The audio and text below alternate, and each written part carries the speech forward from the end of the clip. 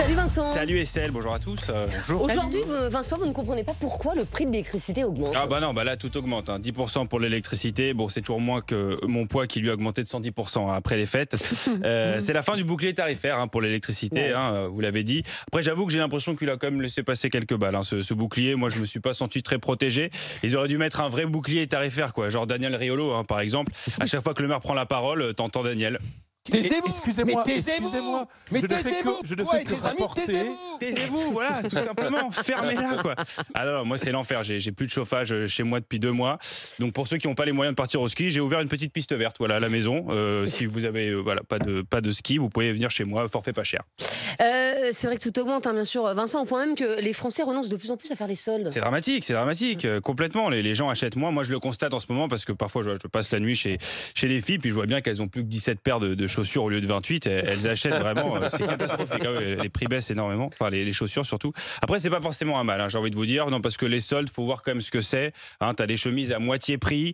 La chemise est en XL, vert clair. Si c'est pour ressembler à la fusion de Carlos et Perico Légas, voilà, non, merci. Voilà, moi, enfin, il faut bien quand même que les commerçants écoulent leur stock. C'est quand même pas compliqué. S'il y a des vendeurs qui n'arrivent pas à écouler leur stock, je vous donne une technique. Vous prenez les vêtements, vous les jetez dans la boue, vous faites des trous un peu partout dessus, et puis vous écrivez friperie sur votre magasin, et vous allez voir, ça va cartonner. Ah ben bien sûr. Ah ben alors bien sûr c'est un gilet. Il y a des trous plus grands pour les bras. Alors. Je suis ravi, Thérèse. Je suis ravi.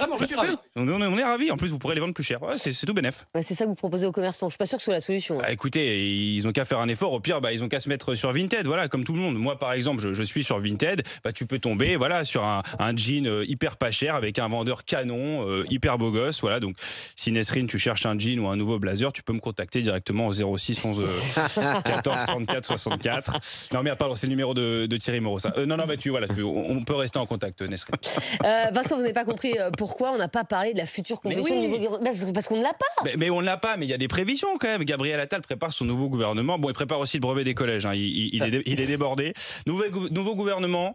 Bon, je tiens quand même à rassurer nos auditeurs. Vous n'êtes pas les seuls. Nous aussi, on s'en fout. Mais bon, c'est quand même bien de savoir qui nous gouverne. Le seul problème, c'est qu'on connaît déjà pas les 3/4 de l'ancien gouvernement d'Elisabeth Borne. Donc pour le nouveau, écoutez, on va faire un petit test. Qui est Philippe Givier? Voilà, on sait pas, non, pas du tout, Estelle. C'est pas l'outre-mer, c'est complètement l'outre-mer, mais c'est écrit sur la feuille, Estelle. C'est pas possible. Enfin, oui, mais ne dites pas la réponse. Enfin, c'est pour les chroniqueurs. Voyons, qui est Olivier Becht? Qui est Olivier Becht? Qui est Olivier Becht? Je sais même pas comment. Demande à Estelle. Non, moi je dirais commerce savez. extérieur, je suis pas très sûr. Oui, vous n'avez pas tort. Thomas Cazenave, vous le connaissez? Ah bah oui, quand même. C'est pas un remplaçant de l'équipe de France. Thomas Cazenave, à compte public. Voilà, bon. C'est un jeu là. Oui, c'est un jeu. On n'avait pas compris. Genre, on avait absolument pas.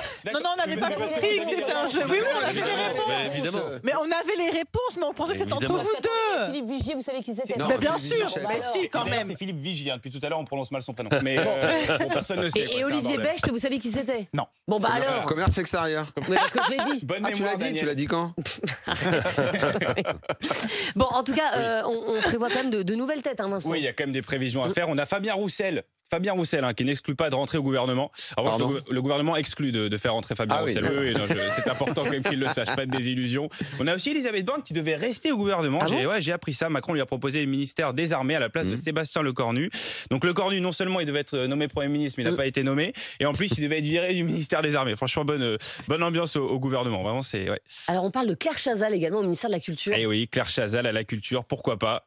C'est pour moi le moment de vous dire au revoir, Estelle, puisqu'à ce rythme-là, vous allez être nommé au ministère des Sports. Donc, fini vos stories Scrabble et vos messages indépendantistes bretons. Je vais les regretter beaucoup, Estelle. Mais bon, s'ils ont besoin d'un clou, en tout cas, au gouvernement, enfin, ils en ont déjà beaucoup, mais je suis disponible. On sent que ça va changer, en tout cas, cette année. Beaucoup de choses vont changer. Merci beaucoup, Vincent Serroussi. Serroussi n'a pas tout compris tous les jours à 14h30 dans Estelle Midi en podcast.